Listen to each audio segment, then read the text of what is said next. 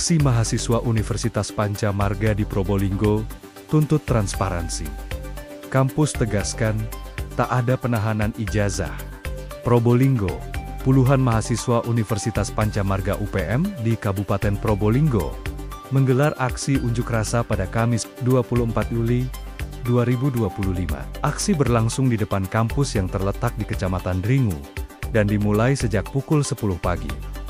Dalam unjuk rasa tersebut, mahasiswa menyuarakan sejumlah tuntutan, mulai dari dugaan penahanan ijazah, indikasi pungutan liar, hingga dorongan reformasi tata kelola organisasi kemahasiswaan. Mereka membawa spanduk dan menggunakan pengeras suara untuk menyampaikan aspirasi mereka secara langsung kepada pihak kampus.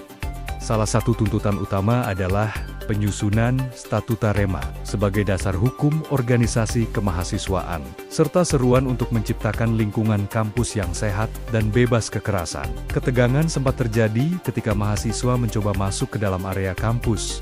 Namun, aksi tetap berjalan secara damai. Mereka menegaskan bahwa tujuan utama adalah berdialog dan mencari kejelasan atas persoalan yang mereka hadapi. Sekitar pukul 12 siang, Wakil Rektor ketiga, Bidang Kemahasiswaan, Dr. Muhammad Iskak Eli, akhirnya menemui massa aksi. Mahasiswa membacakan sejumlah poin tuntutan dan meminta tanggapan tertulis yang ditandatangani di atas materai. Iskak bersedia membacakan tuntutan tersebut, namun menyampaikan keberatannya untuk menandatangani di luar ruangan. Permintaan itu disepakati, dan diskusi kemudian dilanjutkan secara tertutup. Aksi ini dipicu oleh pengalaman salah satu alumni UPM, Sunail Rizaldi, yang mengaku ijazahnya sempat tertahan selama lebih dari 1 tahun. Ia bahkan menyebut sempat dimintai uang oleh oknum dosen sebagai syarat untuk mengambil ijazah. Menurut pengakuannya, permintaan tersebut ditolak karena merasa tidak memiliki tanggungan biaya, dan baru menerima ijazahnya pada pagi hari sebelum aksi berlangsung. Menanggapi hal ini, Dr. Iskak menyampaikan bahwa tidak ada penahanan ijazah secara sepihak. Ia menjelaskan bahwa ijazah baru diberikan setelah semua syarat administrasi terpenuhi, termasuk pelunasan biaya pendidikan, denda perpustakaan, serta tanggungan lain dari pihak fakultas. Ia menambahkan bahwa semua informasi terkait proses pengambilan ijazah sudah disampaikan saat geladi bersih wisuda, dan berharap mahasiswa lebih proaktif dalam memahami prosedur tersebut.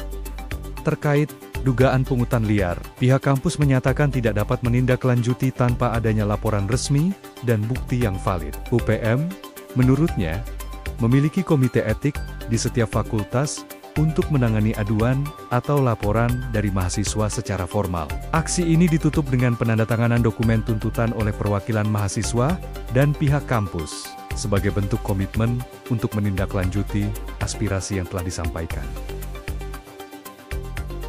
Kru Suara Bayuangga News Indonesia melaporkan langsung dari Probolinggo, Jawa Timur.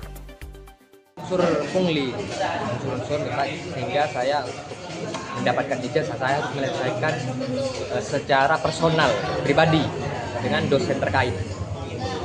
Besarnya berapa itu untuk pungli? Untuk nominalnya, tahu saya beda-beda. Kalau untuk saya pribadi itu 3 juta. Dan untuk semua persyaratan Kita sudah selesai. SPP dan sebagainya. Tidak ada tunggakan. Nggak ada tunggakan. Alasannya apa? Menggunakan uang apa? Uang apa alasannya? Yang masuk ke kantong pribadi sang dosen. Kebetulan dosen itu pembimbing satu saya dulu. Bilangnya ke sampean dosennya itu untuk uang apa, Mas? Untuk kantong pribadinya, nggak ada alasan-alasan yang mengacu terhadap administrasi di kampus. Itu langsung apa transfer Langsung WA gitu? transfer balik. Total ada berapa mahasiswa yang? Kalau kawan-kawan saya itu satu bimbingan dengan saya terhadap satu pembimbing tersebut, yaitu dosen yang bersangkutan itu ada 4 orang. Juga ditarik yang sama ya, dengan nominal yang sama ya? Nominalnya beda-beda. Kisarannya berapa? Kalau saya pribadi itu 3 juta. Yang lain ada yang sampai curhat sampai berapa juta? Ada yang 2 juta, ada yang 8 juta. Jenengan sendiri lulus tahun berapa itu sebenarnya? Saya lulus tahun 2023. Nah, seandainya belum bayar uang itu, uang apa namanya? Uang pungli Ya, bukan bisa. ijazah tetap ditahan atau bagaimana? Karena tidak ditandatangani. Ijazah itu butuh tanda tangan dari dekan. Approval, Mas ya? Ya. Oke. dekan itu kebetulan dosen pembimbing satu saya yang mempunyai permasalahan secara pribadi. Berarti ini terjadi kapan? Terjadinya kapan? Terjadinya itu pas masa-masa proses pengerjaan skripsi. Kapan itu? Proses 2022. 2022. Mas apa mas? Sama? Ical. Sekarang Sunil Rizaldi. Sunil Rizaldi. Oh, Sunil Rizaldi. sekarang ijazah sudah di tangannya sampean. Sudah. Sampean bayar apa enggak? Enggak. Enggak ya. Tuntutan dari mahasiswa seperti apa? Gimana? Tuntutan dari mahasiswa. Gimana Pak? Ya tuntutan soal apa namanya ijazah penahanan. Tuntutannya yang pertama itu penahanan ijazah oleh oknum dosen. Intinya di situ. Ya, kemudian berkembang adanya dugaan, ya saya katakan dari dugaan pemerasan atau apa ya istilahnya seperti itu ya. Ya, yang ada di situ.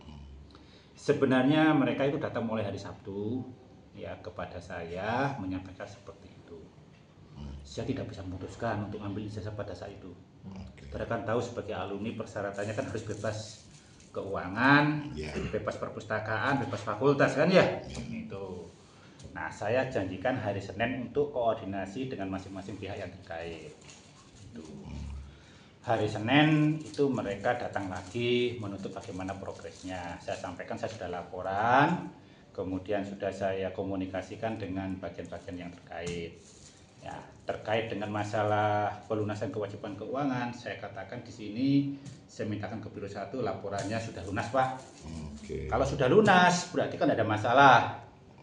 Tinggal mahasiswanya tanda tangan apa tidak, karena SOP kami begitu ijazah itu sudah tercetak, tahapan yang dilakukan kan saudara mahasiswa sudah alumni kan tanda tangan dulu, difoto kan ya, dari situ kemudian dekan, nah kemudian baru ke rektor itu. Nah, kenapa dia itu 2023 lulus baru pada saat ini mempermasalahkan yang ada? Yang pertama tadi penyampaiannya tidak ada informasi terkait dengan hal seperti itu. Ya, saya panitia wisuda mulai tahun sebelum 2020 saat jenengan wisuda saya sampaikan pada saat selesai gladi bersih bahwa ijazah nanti bisa diambil ya diproses paling tidak jangan pada hari wisuda ya, kasih kesempatan teman-teman di biro istirahat untuk ya melakukan proses penandatanganan. Sebelum tanda tangan kan dicek data nama, NIM, tempat tanggal dan semuanya. Kalau sudah selesai baru mahasiswa tanda tangan. Dari situ kemudian ke dekan. Itu. Nah, setelah dekan baru rektor. Jika sudah selesai disimpan di Biro 1, Biro Akademik tempat saudara ngambil ijazah. Apakah ada yang mengambil ijazah di dekan? Tidak ada. Ya. Jadi yang saya jelaskan, saya luruskan bukan oknum dekan yang menahan. Ya, mungkin prosesnya itu aja. Kalau ijazah tetap ada di Biro 1, Biro Akademik. Tidak ada yang boleh memegang atau mengeluarkan tanpa ya, persetujuan pemenuhan proses persyaratan pengambilan ijazah. Nah, kemudian dia juga menyampaikan bahwa selama proses yang ada itu kenapa saya belum, saya sudah mencoba untuk mengkomunikasikan dengan dekan baru dan yang lainnya.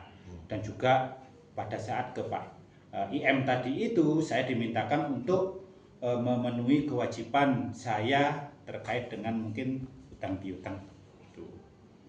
Kalau masalah seperti itu, dugaan pemerasan dan sebagainya, saya tidak bisa menindaklanjuti jika saudara hanya lapor secara lisan kepada saya. Benar kan ya? Saya mintakan silakan buat laporan tertulis kepada rektor disertai dengan bukti dan dokumen. Itu. Kalau masalah administrasi akademik itu saya bisa bertanggung jawab. Tapi kalau misalnya penyalahgunaan wewenang, penyalahgunaan yang lain yang melanggar kode etik, kami punya tim sendiri yang namanya ya tim komisi etik. Itu. Komisi etik nanti itu yang akan menindaklanjuti. Itu. Jadi yang bersangkutan itu sudah tanda tangan ijazah, baru tanda tangan ijazah hari Senin kemarin.